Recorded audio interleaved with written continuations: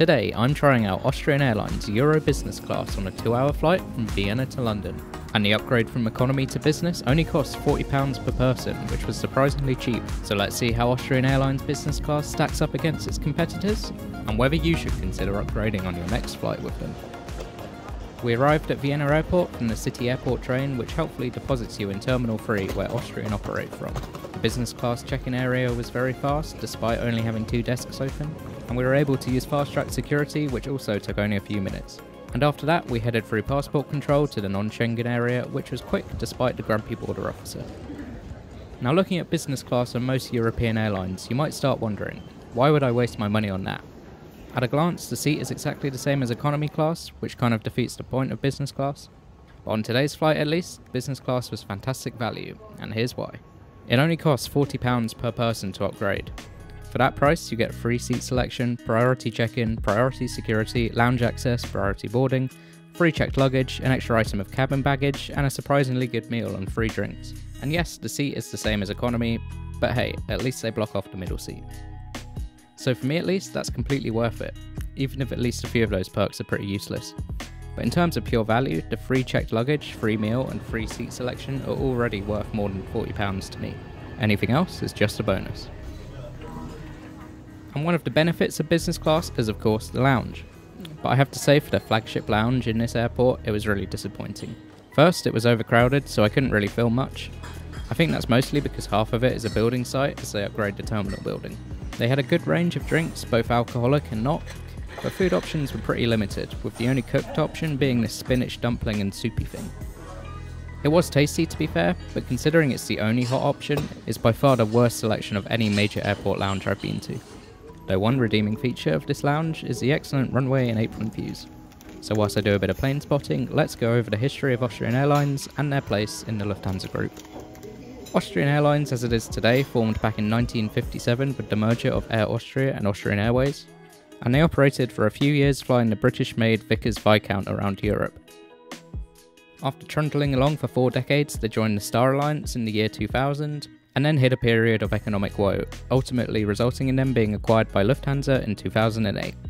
Since then, they've trundled along some more, whilst trying not to have their identity completely consumed by the Lufthansa brand.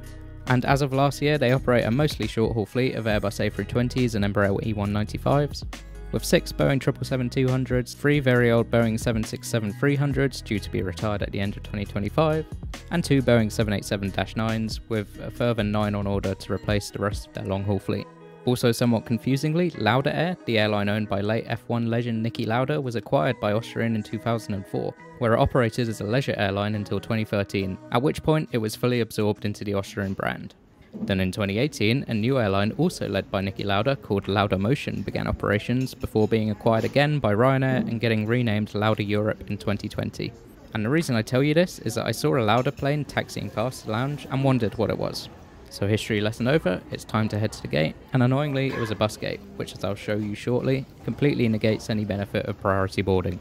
And of the 4 flights I've taken to and from Vienna, they've all been bus gates. So at least from that small sample, it seems like bus gates are the norm here. But before we step on board the plane, here is the route map and stats for today's flight.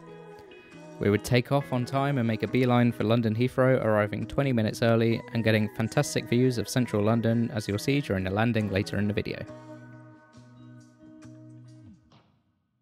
And as you can see, thanks to that bus, we were very much not the first aboard, which is why not all perks of flying business class are really that useful, so bear that in mind. Now looking at the seat, it's clean and modern with great legroom. The seat pitch is a deceptive 30 inches, which doesn't seem like much, but the seats are so slim it feels more like 32 inches.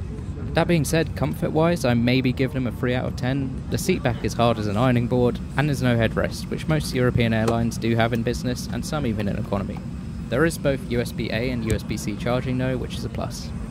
And of course, in business class, the middle seat remains empty, which definitely makes it more spacious than economy. Boarding was uneventful, and we departed pretty much exactly on time, taking off to the east and heading right over the centre of Vienna, which made for some great views. So get ready to sit back and enjoy the takeoff.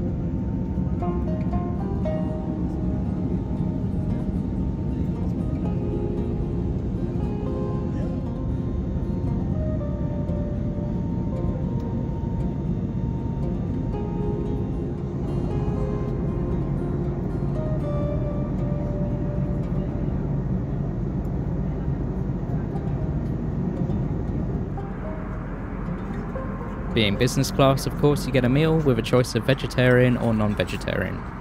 I got salmon and teriyaki sauce with mashed potatoes and some green veg, then a lovely chocolate Swiss roll, which despite the name is of Austrian origin, at least according to Wikipedia, and a bread roll with softened butter plus this fancy cup. I should also add that all the catering in Vienna is done by Dough & Co, who do great food in my experience. You get some nice Austrian branded metal cutlery, and for some reason a tiny clothes pin. Someone please let me know why this is here, as all I can guess is it's for some people who want to wear a bib. Then to drink, I got some Almdudler, a very tasty elderflower flavoured drink popular in Austria, and a cup of tea. Then after that was all cleared away, we also got a Lindt chocolate. I'm surprised they don't have Austrian chocolate, but I suppose Austrian and Swiss are all part of the Lufthansa group, so it makes sense. And just before landing, it was time for a quick loo review. It's very average. We then made our descent into London Heathrow and were treated to a spectacular view of the city. One of my favourite landing views of all time, but maybe that's just because I live here so it feels like coming home. You just need to make sure you sit on the right hand side of the plane.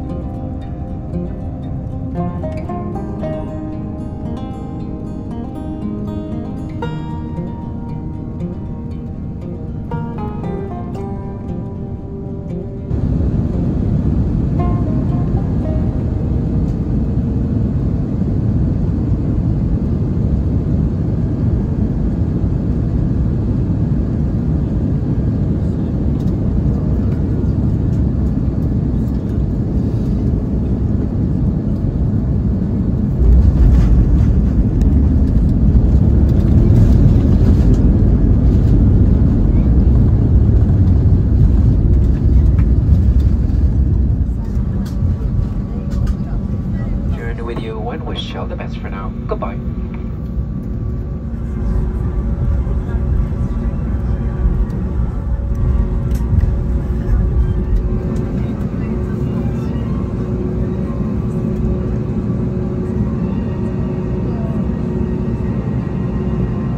So here we are arriving in London Heathrow's Terminal 2 about 20 minutes early, which was nice. However, we landed in the satellite terminal, so had a long walk over to arrivals. At least we got to see this ANA Pikachu plane along the way, which was exciting. Passport control was quite empty, so it didn't take too long. But despite supposedly having priority luggage treatment, it still took a while for our bags to arrive, with many non-priority bags arriving before ours. So at least if you're flying to Heathrow, this is another business class perk that's kind of useless. But overall, this was a good flight, and I would say Austrian are a good airline if a bit nondescript. The food was really good, and the value was excellent, so in terms of other European airline business classes, I would say they're comparable to BA and KLM, and a bit better than their big sister Lufthansa. And thanks to that, I'm going to upgrade my airline tier list score from a 6 to a 7 out of 10, as this flight was much better than my previous flight with them in economy. Now for my next video, I'm going to branch out a bit and review a train journey from Budapest to Vienna. Then after that, I'll be flying Norwegian Air on a flight from Bergen to London Gatwick. And after that, maybe the highlight of the year, a huge trip to the USA where I'll review British Airways Business Class, JetBlue, United, Hawaiian and Virgin Atlantic in their economy class, plus a bunch of hotels along the way. So thanks for watching, please like and subscribe to stay tuned for all that, and goodbye.